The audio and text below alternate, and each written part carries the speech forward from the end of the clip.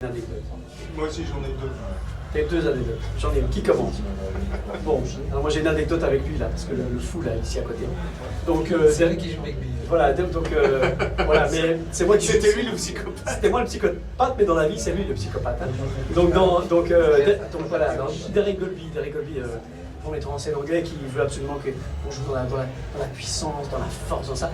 Et lui là, qui doit à un moment jeter le cercueil de ton père. Et donc c'était simplement une porte d'armoire en métal posée sur deux casiers de bière. Et il devait prendre ce cercueil et le jeter dans un moment de rage sur son père, ça. Et notre metteur en scène Grégory qui fait « Ouais, il faut que je veux que tu prennes ce machin, je veux que tu le jettes comme ça, tu le jettes dans la colère, ça. » Et évidemment, très professionnel qui fait « Ouais, Derek, d'accord, mais les spectateurs sont là, où est-ce que je le jette, tout ça, tu comprends oui. ?» Derek Golby, le metteur en scène anglais. Oui, et voilà, et Golby qui fait putain, tu m'en fous, je m'en fous, tu prends le truc, tu le jettes, qui cause de l'action. Ouais, fucking Belgian actor, ce que tu prends le truc, tu jettes. Et l'autre il fait non, je prends et je jette, ouais, tu prends et tu jettes, je prends et je jette, toi tu prends et je jette, ah ben je prends et je jette, il jette le cercle machin, la porte rebondit sur le décor, va se prendre dans le premier rang, dans le deuxième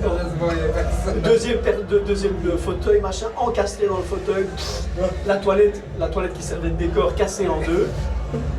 Et là il y a juste un petit silence. Derek qui fait ça peut être un petit peu fort.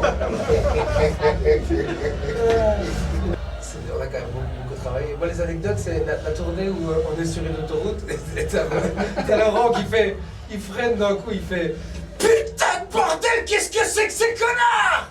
Et on est tous endormis dans la voiture, en tournée, on joue 2 fois par jour. C'est quoi, t'as là-bas aux lèvres, qu'est-ce qui se passe? Il y a plus de route, putain les mecs! Il y a plus de route! Vous vivez vraiment dans un pays d'enculés! Vous êtes tous complètement débiles! Tu vois? Et il n'y avait plus de route, en gros.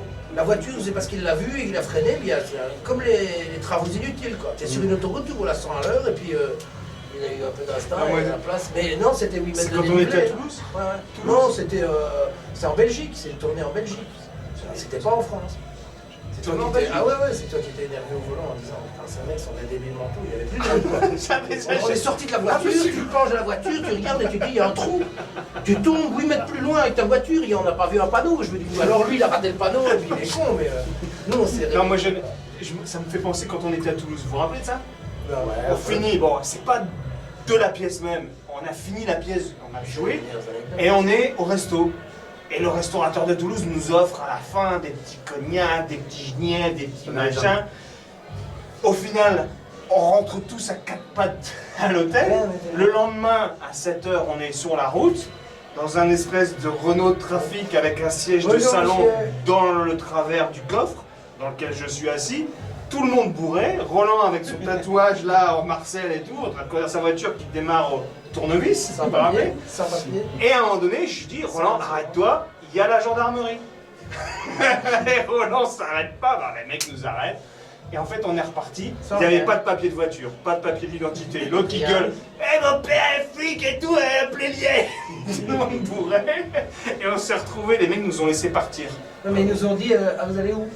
Enfin, on rentre en Belgique. Ouais, ah ben, c'est la Belgique, c'est dans l'autre sens. C'est l'autre côté. Ah, j'ai oublié. Voilà, c'était nos petites anecdotes. Voilà. On en a beaucoup plus. Hein. C'est vrai que ça a été une aventure de 5 ans et que ça a commencé quand le théâtre a été démoli et quand il a été reconstruit. On a fait toute une tournée derrière et certainement c'est un des spectacles qu'on a fait. On a fait beaucoup de gens, plein de gens. C'était formateur pour tout le monde, quoi. Écoute, on était dans une pièce tous les soirs où on savait à un moment donné que l'ensemble de la salle allait faire tu vois, parce qu'il y avait un mec qui chutait dans le ventre de sa femme enceinte. On savait que tous les soirs, lui, il allait sortir sa clinche et allait se piquer dans la bite. Donc dans les classes, machin, au point qu'on nous a demandé de l'enlever, comme moi on m'a demandé de pas faire pipi, on a dit tous merde. On était, je pense qu'on a été liés sur un spectacle en disant voilà.